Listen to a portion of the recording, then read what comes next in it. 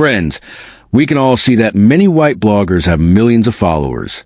Please support me too, because my followers are still few. Black bloggers also deserve to be famous. My friends, let's unite and lift each other up. Please press subscribe button and like. In the heart of Elmritz, Texas, the sun shone brightly over the high school, casting long shadows across the parking lot. Salman Dritten, a black marine, stepped out of his Dodge Charger, his uniform crisp and polished. He had driven 8 hours to witness his son Terran's graduation, a moment he promised ages later he would never miss. As he walked out the entrance, he closely wore a photograph for holding their newborn son, a reminder of the love that still anchored him to Kansas Joam. The atmosphere buzzed with excitement. Families filled the bleachers, and the scent of popcorn mingled with the sound of laughter. Salman found to sit in the third row, a place designated for families or graduates. He settled in, which is heart swelling with pride as he spotted Tiran among the graduates, tall and lanky, with each his matcases as the ceremony began, the national anthem played, and Salman stood at attention. His presence a silent salute to the successes he had made. But the moment was interrupted when two security guards approached him, their Jimian suggesting authority. "Excuse me, sir, we need you to come with us," one guard said. His voice but firm to Solomonskam Jimian didn't waver. "Is there a problem?" he asked, which his voice steady. The tall guard, Officer Melly, shifted uncomfortable. "The section is for families of graduating seniors," he replied, as if Salman didn't belong. "I drove 8 hours to watch my son graduate. He'll be sitting right here," Salman stated, his tone unwavering. The guards exchanged their glances, sensing the tension rising in the room. Whispers spread through the crowd as people began to take notice. Just then, 6 men entered the Juayam, their presence commanding attention. They were Navy SEALs, veterans who had fought alongside Salman in battles far from home. They moved with purpose, taking positions around the Juayam, their eyes scanning the scene. Salman didn't need to look back. She felt their solidarity. The guards, realizing they were outnumbered, hesitated. "This doesn't need to get ugly," Melly said, trying to regain control. But Salman remained seated, with his focus unwavering. They taken it with anticipation as the crowd sensed the shift in power dynamics. Sarah Marston, a fellow veteran, stepped forward. "Is there a reason this man is being battered?" he asked, his voice came yet authoritative. The guards faltered, caught a guard by the unexpected support. "You don't put your hands on that man," Crick continued, which is gazi unwavering. The tension in the Juayam was palpable. Salman remained seated, embodying the strength of silence. The guards exchanged their nervous glances, realizing they had underestimated the situation. One by one, more veterans stood, creating a wall of support around Salman as the ceremony continued. The focus shifted from the stage to the standoff. Tiran, standing among his classmates, felt the weight of the moment. He had seen the guards approach his father and sensed the tension building. His heart raced, torn between pride and anger.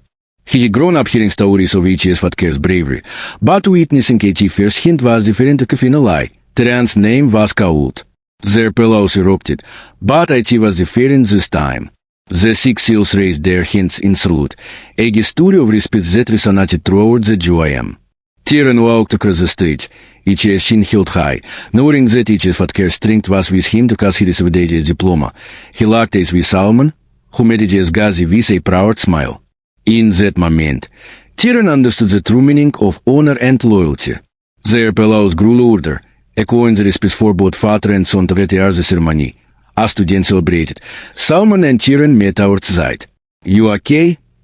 Salman asked, placing a hand on his son's shoulder. Tiran nodded, which is expression serious. "They tried to move you, dude." I was ready to say something to.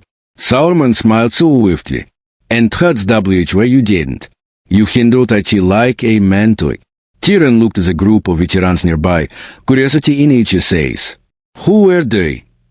"Men I bled with," Salman replied. "Men who know what loyalty means to."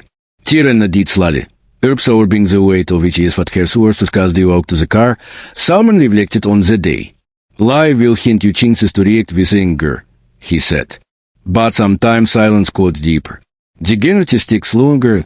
Tyrann listened intently, realizing that true strength doesn't always loud. Het was overfound in quite resolved tot they climbed into the church, the warmth of the sun enveloping Terum. Who ought now? Tyrann asked, a green breaking through. Whoever house? Solomon chokered, starting the engine. Of course, as they drove Rui, the memory of the day lingered, a testament to the bond between father and son. Tyrann understood that manhood wasn't about noise. It was about how you carried yourself when the world stopped to a chink. And in that moment, he knew he would carry ages what cares legacy with pride, just as Solomon had carried ages on the, but just as they were about with the school grounds, a commotion erupted behind Terum. Solomon glanced in the rearview mirror and saw the two security guards, now flanked by school officials, approaching the group of veterans. The tension in the chicken at the air again, and Solomon felt a familiar surge of protestiveness to that what's happening. Tyrann asked, which his voice in the day was concerned. Stay in the car, Solomon instructed, which is tone firm. He stepped out, which he is posture straightening as he approached the unfolding scene. The guards were arguing with Creed and the other veterans, their faces flushed with embarrassment and anger. Listen, this isn't over, Melly shouted, with his voice rising, above the crowd. You can't just come in here and... No. Solomon's voice cut through the chairs, commanding attention. The crowd fell silent, all eyes on him. You disrespected me and my family today. You don't get to dictate who belongs here. The guards exchanged their glances, their bravado faltering under the weight of Solomon's presence. Creed stepped beside Solomon, which is ace fierce. You don't understand the kind of man you're dealing with, he said, his voice but steady. We don't back down from intimidation. The tension crackled in the air, and Solomon felt the support of his fellow veterans behind him. He knew this was more than just a confrontation. It was a moment that would define not only his relationship with Tyrann but also the legacy of respect and honor he wanted to instill in him. As the standoff continued, Solomon took a deep breath, grounding himself in the moment. He glanced back at Tyrann, who was watching intently from the car, which is his pression a mix of pride and concern. Solomon wanted to show the son what true strength looked like, not just in the face of adversity, but in standing up for what was right. Let's see through this like men, Solomon said, his voice steady. You want to talk about respect? Let's talk about IT. But know this, I will not let you disrespect my family or my service. The crowd around Terum began to murmur, sensing the gravity of the moment. Solomon felt the weight of their race, the support of his fellow veterans, and the left words on falling areas resulting just as the tension reached its peak. The principal stepped forward, her expression serious. This is a school event, she said firmly. We will not tolerate this kind of behavior. I suggest you all step back and let this go. But Solomon stood with his ground, ready to defend his honor and that of his family. The moment hung in the air, charged with emotion and the promise of resolution to Sky just as the situation seemed to escalate. A voice broke through the tension, come and out authoritatively. What's going on here? It was the mayor of Elmridge, a respected figure in the community. His presence shifted the atmosphere, and the crowd parted slightly to make way for him. Solomon felt a wave of relief wash over him, knowing that the mayor's intervention could bring a resolution to the standoff. As the mayor approached, Solomon took a deep breath, ready to explain the situation. But he also knew that this moment was about more than just him. It was about the respect and dignity that every person deserved, especially in a place meant for celebration. The mayor looked between Solomon and the guards, his expression serious. I think we need to have a conversation about respect and understanding, he said, with his voice steady. This is a day for celebration, not conflict. And in that moment, Solomon realized that sometimes the most powerful statements are made not through anger or confrontation, but through the willingness to stand firm in his beliefs while inviting dialogue and understanding. As the mayor began to mediate, Solomon felt a sense of hope.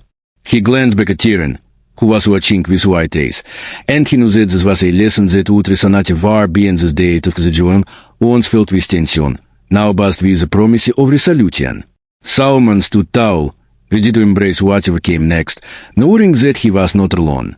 He had his fellow veterans, Ichi son, and taker monetized was beginning to understand the true meaning of respect.